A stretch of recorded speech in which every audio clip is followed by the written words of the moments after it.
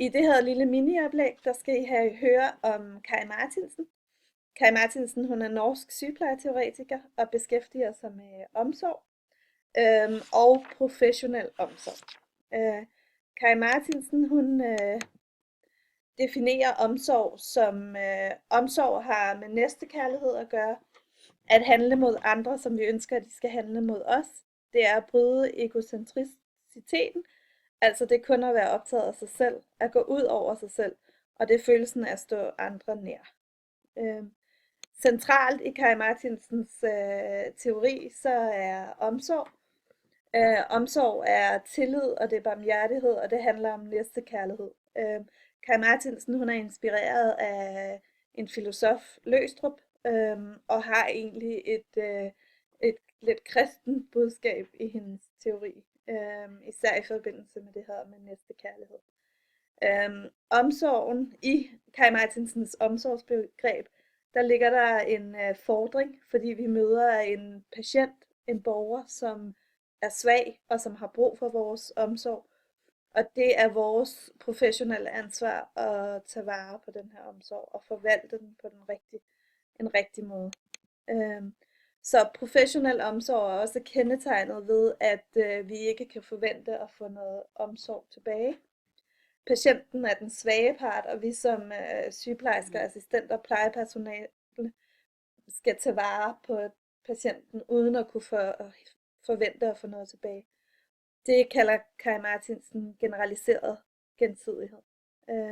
Samtidig så er Kai Martinsen kritisk over for hele den her bølge i sundhedsvæsenet, for eksempel som bunder i behovsteoretikerne, som I har hørt om, Virginia Henderson, Dorothea Orem, også hele den her bølge med kvalitetsstandarder og det faglige og evidensbaserede, fordi hun egentlig mener, at det sygeplejefaglige skøn er vigtigt i relation til det her med, at man skal bruge sin faglige viden og så vurdere den enkelte patients situation. Så hun mener ikke, at man på den måde kan dele det op i nogle standardbehov, men at man bliver nødt til at vurdere den enkelte patient. For at kunne bruge et sygeplejefagligt skøn, så handler det om, at vi som assistenter og sygeplejersker har en følsom åbenhed over for den anden, og at vi samtidig har en vilje til at bruge vores faglige viden og forvalte vores for eksempel magt på den rigtige måde.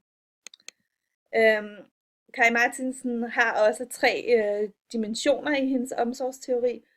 Hun har en relationel dimension, og det handler om, at der altid er 2 personer, mennesker involveret i den her relation.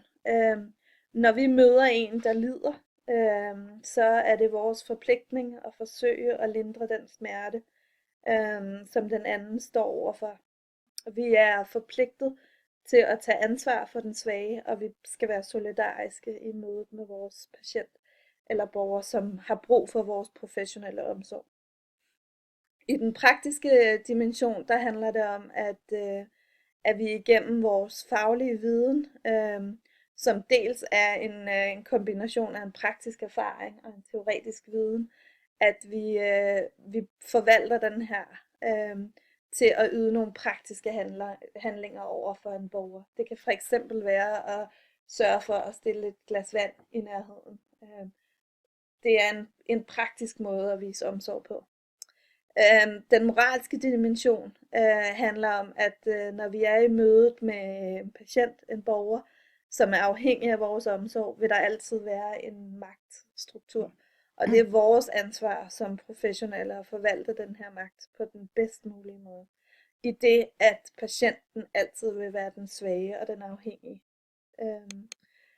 Når omsorgen ikke lykkes for Kai Martinsen, så handler det om, at man enten yder det, der hun kalder en sentimentel omsorg, hvor at jeg i mødet med den anden bliver så overvældet af min egen lidelse, af mine egne følelser, at jeg bliver handlingslammet, og jeg formår ikke at tage vare på den anden. Det kan også svinge over i det, hun kalder paternalisme, hvor jeg glemmer patienten og patientens perspektiv, men kun handler ud fra min faglige viden. og faktisk får lavet et magtovergreb. Det optimale for Kari Martinsen, det er en struktur, der, som hun kalder svag paternalisme.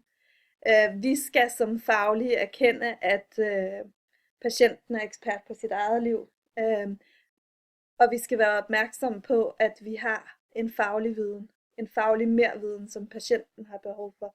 Og i det ligger der den her svage paternalisme, altså den svage magt for vores side, fordi vi er forpligtet til at bruge vores faglige viden i mødet med patienten. Og samtidig også se patientens egen perspektiv på det, fordi de jo er eksperter på deres eget liv. Når vi snakker om omsorg, så definerer Kari Martinsen, at der findes 2 forskellige slags omsorgsbegreber. Der er vækstomsorgen og vedligeholdelsesomsorgen. Når det handler om vækstomsorg, så er det en forventning om, at patienten kan udvikle sig, blive rask, blive selvhjulpen, enten helt eller delvist. Det er en omsorg, som ofte er ret kortvarig, og målet med den her, det er at få patienten til at udvikle sig. Den anden type omsorg, det er vedligeholdelsesomsorgen. Det er en omsorg, der knytter sig til at vedligeholde et funktionsniveau hos borgeren, eller at imødekomme en tilbagegang. Det kan for eksempel være i en palliativ pleje, hvor patienten er døende. Der skal man sørge for, at omsorgen og plejen er præget af at gøre det så godt som muligt hos sit faglige skøn.